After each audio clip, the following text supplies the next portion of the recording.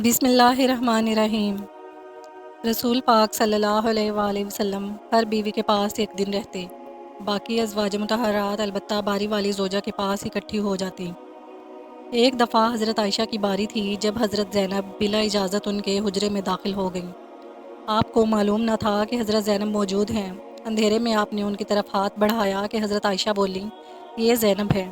آپ نے ہاتھ کھینچ لیا۔ اس پر ان دونوں میں تکرار ہونے لگی اور ان کی آوازیں بلند ہو گئیں۔ ادھر نماز کھڑی ہونے لگی تو حضرت ابوبکر نے آپ کو بلا لیا۔ حضرت عائشہ بولی، ابھی نماز ادا کرنے کے بعد میرے والد مجھے خوب ڈانٹیں گے۔ ایسا ہی ہوا۔ حضرت ابوبکر نے انہیں سختی سے ڈانٹا، تم آپ صلی اللہ علیہ وآلہ وسلم کے سامنے اس طرح بولتی ہو؟ ایک بار رسول صلی اللہ علیہ وآلہ وسلم حضرت عائشہ کے پاس آئے تو انہوں نے پوچھا، آج کہاں رہے؟ فرمایا، اے میرا ام سلمہ کے پاس تھا۔ کہا، ام سلمہ سے آپ کا جی نہیں بھرتا؟ مجھے بتائیں، اگر آپ ایک وادی کے دو کناروں پر اتریں، ایک سے گھاس چرا لی گئی ہو اور دوسرے کنارے پر کوئی گھاس کھانے والا نہ آیا ہو، آپ جانور کہاں چرانا چاہیں گے؟ فرمایا، وہ جس کا سبزہ چکھا نہ گیا ہو۔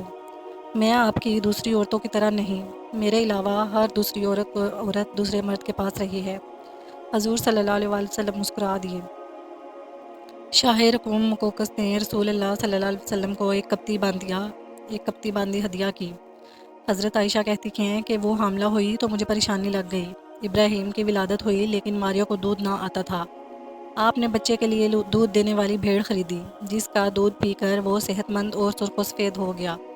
ایک دن آپ ابراہیم کو اپنی گردن پر اٹھا کر لائے اور پوچھا، عائشہ، بچے کی مجھ سے مشابہت کے بارے میں کیا خیال ہے؟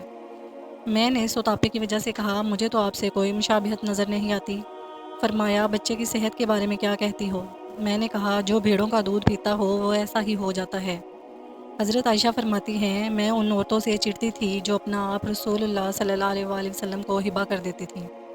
میں کہتی تھی، بھلا کوئی عورت اپنے تئیں ہبہ کیسے کر سکتی ہے؟ جب اللہ تعالیٰ نے یہ آیت اتاری، اے نبی، اپنی بیویوں میں جس کو چاہے الگ رکھیں اور جسے چاہے اپنے پاس رکھیں اور جسے چاہے الگ کرنے کے بعد واپس بلا لیں، تو میں نے کہا، مجھے لگتا ہے آپ کا رب آپ کی خواہش پوری کرنے میں جلدی کرتا ہے۔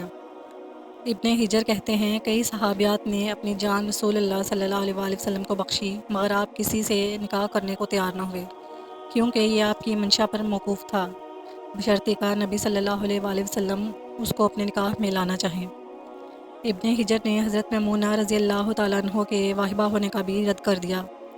ام المومنین حضرت سودا بنت زمعہ نے اپنی باری کا دن حضرت عائشہ کو دے دیا تھا، چنانچہ آپ صلی اللہ علیہ وآلہ وسلم حضرت عائشہ کے ہاں 2 دن قیام فرماتے۔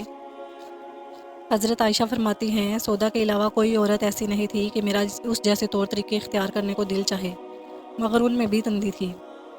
ایک بار حضرت صفیہ بنت حیی اور حضرت عائشہ میں جھگڑا ہوا، دونوں نے ایک دوسرے کے باپ کو برا بھلا کہا۔ رسول اللہ صلی اللہ علیہ وآلہ وسلم نے سنا تو فرمایا، صفیہ، تم ابو بکر کو گالی دے رہی ہو۔ حضرت عمر فرماتے ہیں، نبی کریم صلی اللہ علیہ وآلہ وسلم کے ازواج آپس کے رشک و رقابت کی وجہ سے آپ سے روٹھ گئیں، تو میں نے ان سے کہا، نبی صلی اللہ علیہ وآلہ وسلم تمہیں طلاق دے دے، تو بڑی امید ہے کہ ان کا رب انہیں بدلے میں تم سے بہتر بیویاں دے دے گا۔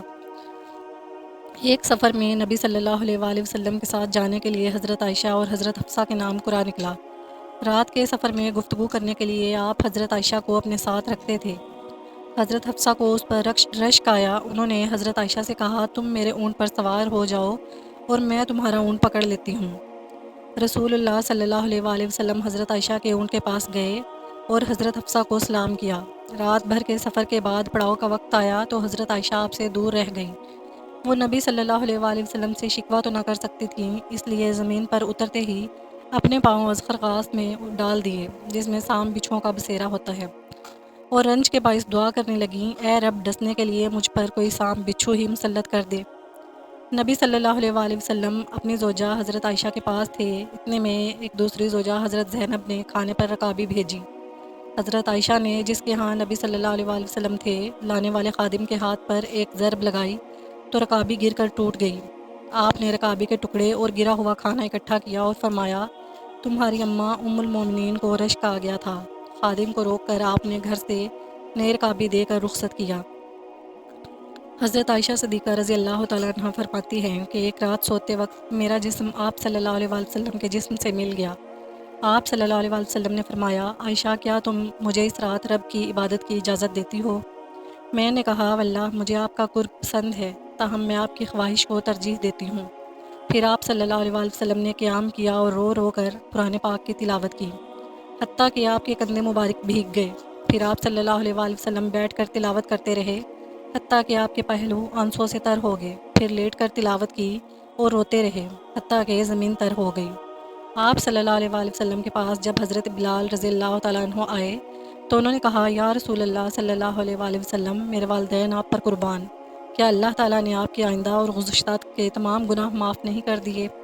فرمایا، بلال پھر میں شکر گزار بندہ نہ بنوں؟ اللہ تعالیٰ نے مجھ پر اس رات یہ آیت نازل فرمائی، یعنی آسمان و زمین کی پیدائش میں، دن رات کی گردش میں اہل عقل کے لیے نشانیاں ہیں، جو اللہ کا ذکر کھڑے بیٹھے اور لیٹے ہر حال میں بجا لاتے ہیں، اور وہ زمین و آسمان کی پیدائش پر غور و فکر کرتے ہیں اور کہتے ہیں کہ اے ہمارے پروردگار، تو نے یہ سب کچھ باطل پیدا نہیں کیا، تو پاک ہے، ہمیں آگ کے عذاب سے نجات عطا فرما۔